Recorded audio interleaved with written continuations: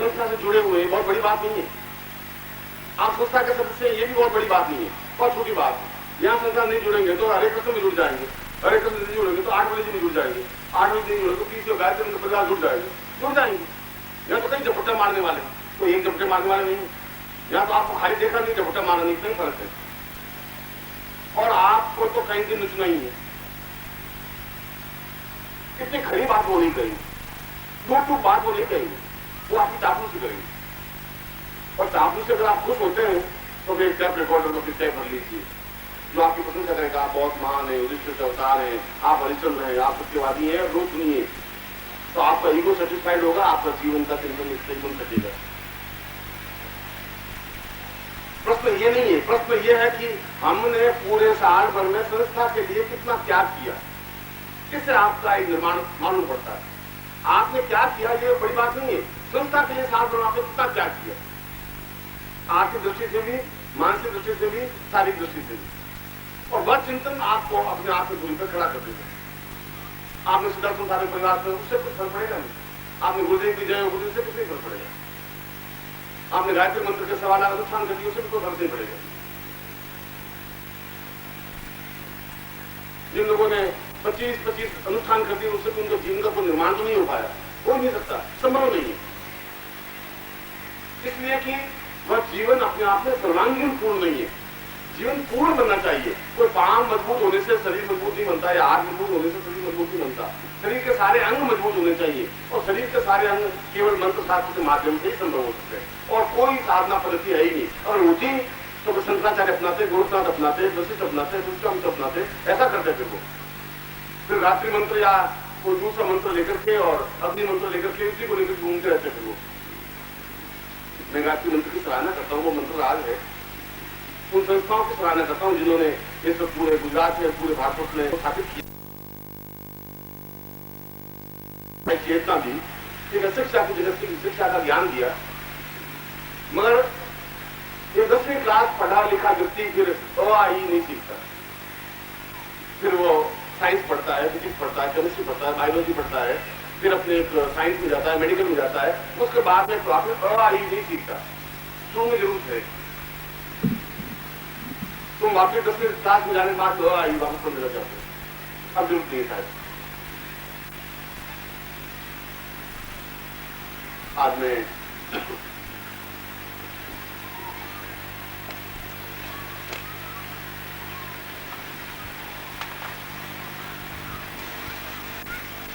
इस क्वेश्चन के बाद आपसे विदा ले रहा हूं। मैं तुम्हारे परिवार का, अगर आप मेरे शिष्य हैं तो पिता की तरह हूं, घर के वडेर की तरह हूं, जैसे गुजरात में मुखिया को वडेर कहते हैं। और मैं उस कर्तव्य को समझ भी रहा हूं, वडेर का कर्तव्य क्या होता है, मुखिया का कर्तव्य क्या होता है। एक मुखिया का कर्तव्य है कि वो समझाए भी और चेतना भी दे और प्यार भी करे, और ईमानदारी के साथ में रहे। जैसे पूछा जाए तो मैं इतना जल्दी नागपुर से जाना भी नहीं चाहता हूं। मैं चाहता हूं 2 दिन और रहूं, क्योंकि 3 दिन तो मैं आपके साथ व्यस्त रहा, और 2 दिन प्रकृति के साथ व्यस्त रहूं, प्रकृति में घूमूं, समुद्री किनारे बैठा रहूं, और पूरा उस स्वाध्याय को, चिंतन को करूं जो मेरे से पूर्वजों ने, कालिदास ने, भारती ने, माघ ने, शंकराचार्य ने, गोरखनाथ ने, मत्स्येंद्रनाथ ने और लोगों ने जो कुछ लिखा प्रकृति के बारे में, अपने बारे में, तो सारी विधाता ने ऐसी लाइनें मेरे भाग्य में नहीं लिखी। और मैं विधाता के काम में हस्तक्षेप करना नहीं चाहता, इसलिए विधा तो लेनी पड़ेगी, मगर बहुत भारी उनसे एक हृदय में बोझ लिए हुए कि वास्तव में आपको बिछोड़ना मेरे लिए कठिनाई पूर्ण, नहीं तो मैं दौड़ के वापस गुजरात को नहीं आता। इसलिए कि मैं चाहता था आप लोगों को वापस मिलो, जो मेरे पास आते हैं, जो आते थे, क्योंकि उन्होंने मुझे अध्यात्म गुरु नहीं समझ करके ऐसा गुरु समझ लिया जो हर कुछ देने में समर्थ है। पैसे नहीं है तो गुरु जी से मांग लो, बेटे नहीं है तो गुरु जी से मांग लो, पत्नी नहीं है तो गुरु जी से मांग लो, पत्नी लड़ाई करती है तो गुरु जी को मांग लो, ऐसा समझ लिया। मैं आपका अध्यात्म गुरु हूं, आपका अध्यात्म देने की मेरी सामर्थ्यता है। ये मेरे जीवन का चिंतन, ये मेरा आपका मेरा संबंध है। मगर चिंतन में थोड़ा सा अंतर हो जाता है। इसलिए जहां आप हैं वहां मैं हूं, और बहुत जल्दी ही जन्म दिवस समारोह होगा जोधपुर में 21 अप्रैल को। और हम साल में एक बार यदि शिष्य हैं हरे से, शब्दों से, जवान से नहीं, यदि आप बनिया नहीं है तो बनिया होगा तो फिर आप सोचेंगे कि 342 रुपए जोधपुर का टिकट, तो 342 आने 684 रुपए, 684 और ऊपर वहां खर्चा हो जाएगा सारा। गुरु जी अपनी जगह अपनी जगह आएंगे तो मुझे मैं बहुत आने वाला था, और क्या तो गुरु जी अपनी थोड़ी सी पेट दर्द हो रहा था, कोई बात नहीं आएगा तो गुरु जी खुश हो गए। अगर इतने से कहने से गुरु जी अपना 1000 रुपये बचते हैं तो बहुत बड़ी बात। और मैं आपकी इस बुद्धि पर, योग्यता पर मुझे बहुत गर्व, और मैं गर्व अगले 25 साल तक भी करूंगा, इस पर तो जरूर करूंगा, क्योंकि ये ज्ञान मुझे आ नहीं सकता, ये ज्ञान आपको सीखना है मुझे, और मुझे शिक्षा आ नहीं रही कि मुझे गुरु जी के पास कैसे जाना चाहिए, कैसे झूठ बोलना चाहिए, ये ज्ञान मुझे नहीं। फिर भी मैं आप सबको निमंत्रित कर रहा हूँ जोधपुर 21 अप्रैल के दिन। इसलिए निमंत्रित कर रहा हूं कि मैं इस बार कुछ विशेष घोषणाएं करूंगा, कुछ जीवन का विशेष चिंतन देने की कोशिश करूंगा। मैं चाहता हूं शिष्य इस काम को संभाले, मैं चाहता हूं कि नई तरीके से सेटअप बने, मैं चाहता हूं कि अगर विदेशों में हमें फैलना है तो फैले, और वे लोग करें। शरीर तो प्राण कुछ करते नहीं है, दोनों हाथ काम करते, दोनों पांव काम करते, नाक काम करता है, आंख काम करती है, सिर काम करता है, पीठ काम करती है, वो काम करते हैं, प्राण तो अपनी जगह खड़े हैं, होना ऐसा ही चाहिए। इसीलिए आप सब लोग आमंत्रित हैं, निमंत्रित हैं, और ये मैं आपको पूरा विश्वास दिलाता हूं कि आप आएंगे तो खाली हाथ नहीं लौटेंगे, तो बहुत कुछ आपको देके भेजूंगा, ऐसा मैं आपका आशीर्वाद देता हूं। जो उपस्थित हैं उनमें से तो सबको वहां आना ही है और आना ही चाहिए, क्योंकि एक बार मैं फिर आपसे वहां मिलना चाहता हूं, एक विशेष कार्य के लिए, एक विशेष घोषणा के लिए, एक विशेष जीवन की चिंतन और दृष्टि स्पष्ट करने के लिए। मेरी बात का कभी बुरा मानना नहीं चाहिए तुम्हें, इसलिए कि प्यार में तो सब कुछ कहना पड़ता है, सुनना पड़ता है। एक आत्मीय क्षण होते हैं जहां हम कह सकते हैं, सुन सकते हैं। यदि कहेंगे नहीं तो फिर भारी हो जाएगी, बोझिल हो जाएगी, तकलीफ हो जाएगी। प्यार करने वाला प्यार भी करता है तो सराहना भी देता है, बताना भी देता है। दूर दूर से जो साधक आए, गुरु आए, शिष्य आए, उन सबको भी मैं हृदय से आशीर्वाद देता हूं, और खासतौर से यहाँ के आयोजकों को, जिन्होंने सुख सुविधा के लिए इतने अधिक प्रयत्न किए, प्रवीण जोशी को, बड़े साहब को, और उन सब लोगों को जिनका नाम मुझे मालूम नहीं है, जिन्होंने गाड़ी दिन रात लेके चलाई, भूख प्यास की चिंता नहीं की, भाग दौड़ करते रहे, मेरी सेवा करते रहे। उन सबके चेहरे तो मेरे आंखों सामने ही, नाम तो बहुत छोटी चीज है, आपका नाम गणेश राम रख दे और फिर मुरली रख दे तो आप तो वही है, नाम तो बहुत फर्क नहीं पड़ेगा। गुलाब को गुलाब नहीं कहते, कैक्टस कह दे तो गुलाब की सुगंध खत्म नहीं होती, गुलाब को गुलाब ही कहलाता है, चाहे नाम कुछ रखी। और ऐसे ही आयोजन हो, क्योंकि आयोजन में महत्ता क्वालिटी की होती है, क्वांटिटी तो अपने आप बन जाएगी। भीड़ तो जिस दिन मैं सांप लेके खड़ा हो जाऊंगा तो आप भीड़ बढ़ जाएगी, उसमें लंबी छोटी बात नहीं है। एक अजगर मेरे गले में डालना है, एक अजगर हाथ में लेके खड़ा हो जाऊंगा और अपना सिर अजगर के मुंह में दूंगा तो दूर दूर से लोग देखने आएंगे कि आज गुरु जी चमत्कार दिखा रहे हैं, अपना सिर अजगर के मुंह में डालेंगे, बाहर निकाल देंगे, तो बहुत भीड़ आएगी देखने के लिए। उसमें तो मुझे भीड़ इकट्ठी करना की सलाह आती है, संघर्ष जीवन में बहुत किया है, भीड़ भी इकट्ठी की है 5-5 लाख लोगों को। इसलिए भीड़ इकट्ठा करना कोई तकलीफदायक है ही नहीं, बहुत आसान है। क्वालिटी को तैयार करना बहुत मुश्किल होता है,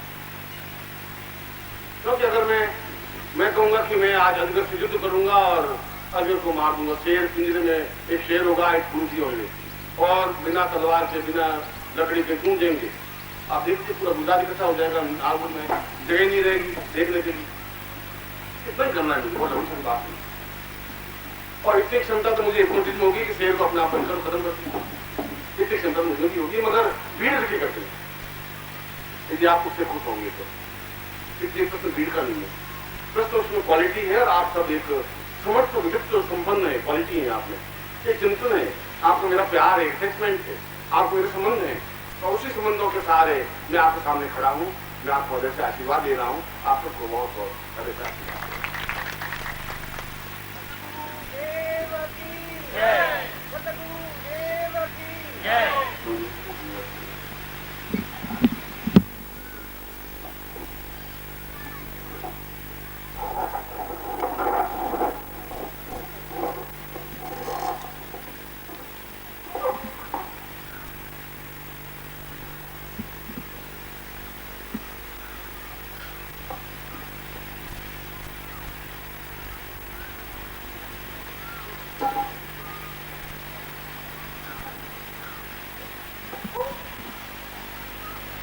વૃદ્ધાશ્રમ સાથે પરિવાર ગુજરાત દ્વારા આયોજિત આ 3 દિવસના કાર્યક્રમની અંદર નારગોલના આ રમણીય વાતાવરણમાં આપણને પૂરા સંકુલનો ઉપયોગ કરવા માટે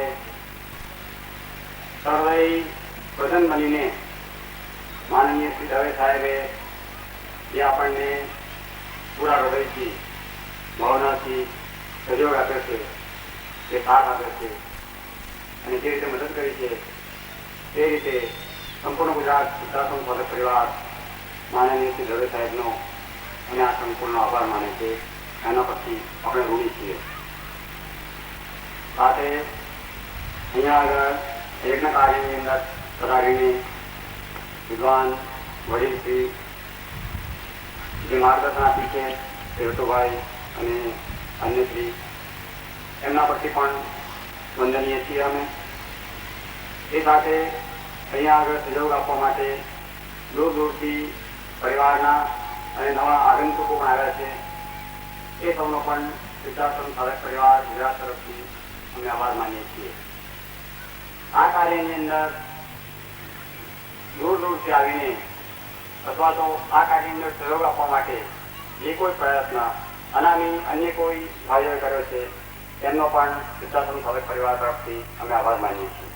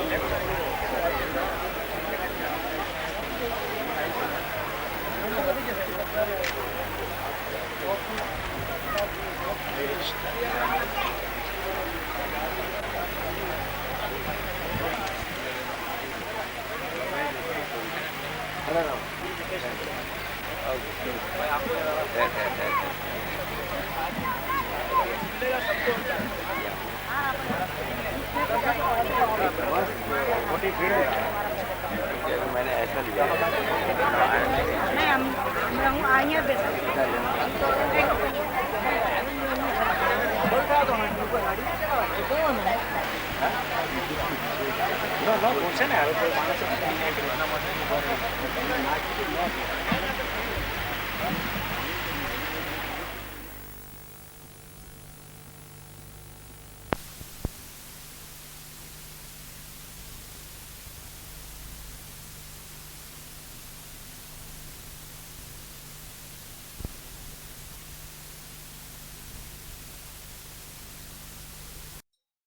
ओम परम तत्वाय नारायणाय गुरुभ्यो नमः। ओम ह्रीं मम प्राण देह रोम प्रतिरोम चैतन्य जाग्रय ह्रीं ओम नमः। ओम भूर्भुवः स्वः तत्सवितुर्वरेण्यं भर्गो देवस्य धीमहि धियो यो नः प्रचोदयात्।